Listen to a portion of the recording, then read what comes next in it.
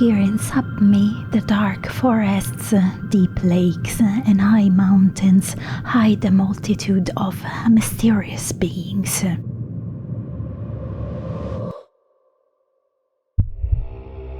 We don't see them because they often hide from us. But up here we are reminded that they exist when someone gets lost in the mountains, when the wind makes strange noises, when the milk turns sour overnight. Then you know these beings have been on the move.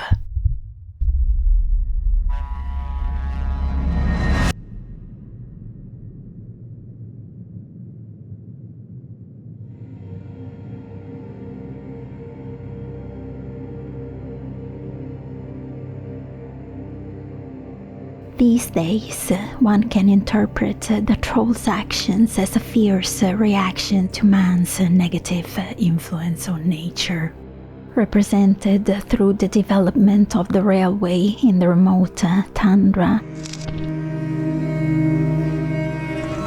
the placement of wind farms illegally encroached on the reindeer grazing land,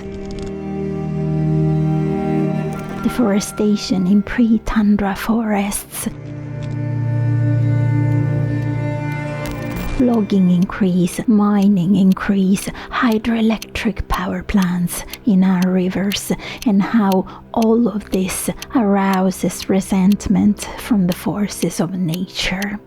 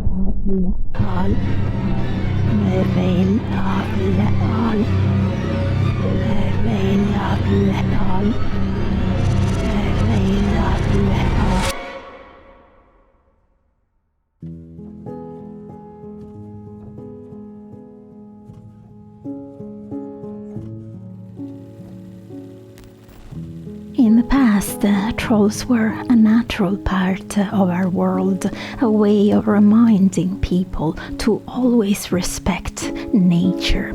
The trolls live in inaccessible and untouched nature, for example in caves in the mountains, in forests where the sun never shines. The stories about them are many and old. They are beings that live in rocks in small family units, usually as father and daughter or mother and son. Smaller trolls are said to live in burial mounds. Trolls are often associated with certain landmarks, which can very often explain how they were formed when a troll has been exposed to sunlight on that exact part of the land. Trolldom is the Scandinavian folk magic. It is what the trolls do and what people who have awakened that type of magic do. And what is it that trolls do? They do otherness, respect for otherness. In this corner of the world, our landscape, the stunning rocks formations, are for us living here resting trolls. By walking on those bodies on a daily basis, some people have awoken their sorcery. Trolls, a tale for the rest of the world, but the living, breathing secret of our grounds for us, living in the landscape of the fairy tale books the big world eagerly reads about. Trolldom sorcery is the sorcery of the rocks and the mountains, and the ancient people of my lands conducted troll services as they deeply knew the mountains and the sorcerers treading those mountains, the reindeer, which with the persistent knocking of their hooves on the rocky terrain learned how to wake up the trolls and obtain their sorcery.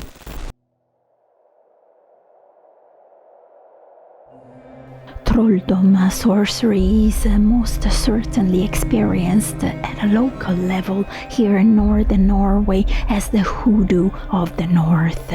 It is based on two concepts, imitative magic and the magic of contagion. Imitative magic is the mimicking of a certain natural phenomenon to obtain whatever it is that you need in your spellcast. And contagion magic is based on the awareness that personal energy can travel through blood. But what blood and belonging to who? This I had to figure out myself. Very little I knew I would have found the answer in a rock-forming mineral. It was a very cold autumn day 9 years ago. I was following two reindeer on a rock formation to make sure they wouldn't go close to the sea that was raging. When on such a great day my eyes fell under the spell of garnets formations on those rocks, radiating with warmth and the color of rich blood. By the time my thoughts found again their way to the two reindeer, those two reindeer were nowhere to be seen again.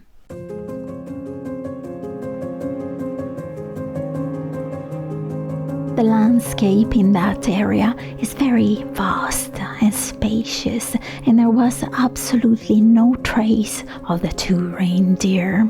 On that day, I think I met trolldom for the very first time. I understood that the land was telling me those garnets were the blood of the trolls. I could have used it in my craft to keep the ancient flame alive and make sure the key ingredient of many spells was actually there.